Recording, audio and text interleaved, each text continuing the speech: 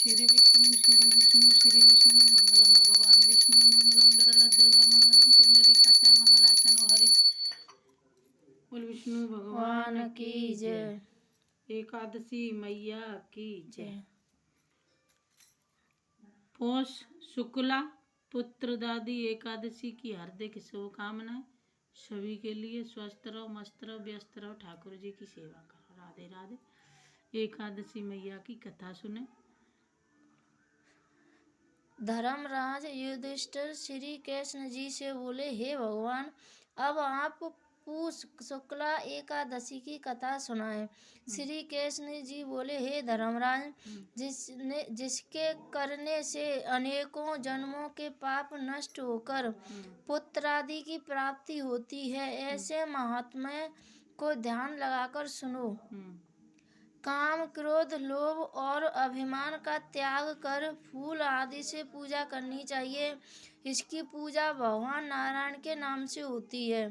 दक्षिण प्रदेश में भद्रावती नामक नगरी में सुकेतु नामक एक धर्मात्मा राजा राज करता था। उसके सब प्रकार के सुख होते हुए भी पुत्र नहीं था, इसलिए वह बहुत दुखी रहता था। पुत्र प्राप्ति के लिए जप तप यज्ञ और दान आदि करने पर भी जब पुत्र प्राप्ति नहीं हुई तो वह बहुत दुखी होकर राजपाट छोड़कर जंगल में चला गया। वहां भूख प्यास से तड़प आत्महत्या करने का विचार करने लगा। एक दिन व्याकुल होकर भगवान से प्रार्थना करने लगा कि हे भगवान, मैं बहुत दुखी हूँ, मेरी रक्षा करो। इतनी कथा को कहकर श्री कृष्ण जी बोले, हे युधिष्ठिर, इस प्रकार भक्ति की सच्चे दिल से प्रार्थना सुनकर मुझे उस पर दया आ गई और मैंने उसके समस्त पाप क्षमा कर दिए।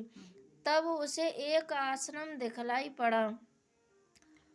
वहाँ बहुत से ऋषि तपस्या कर रहे थे। राजा ने उन सबको प्रणाम किया। तब ऋषियों ने आशीर्वाद दिया कि हे राजन, तुम्हारी जो मनोकामना है वे सब भगवान की कृपा से पूरी होवे।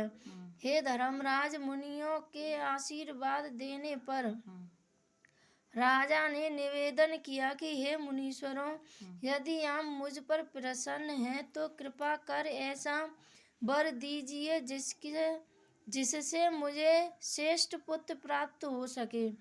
राजा की इच्छा जानकर ऋषियों ने कहा कि हे राजन, तुम विधि से पुत्रदा एकादशी का व्रत करना, जिससे तुम्हें पुत्र प्राप्त होगा।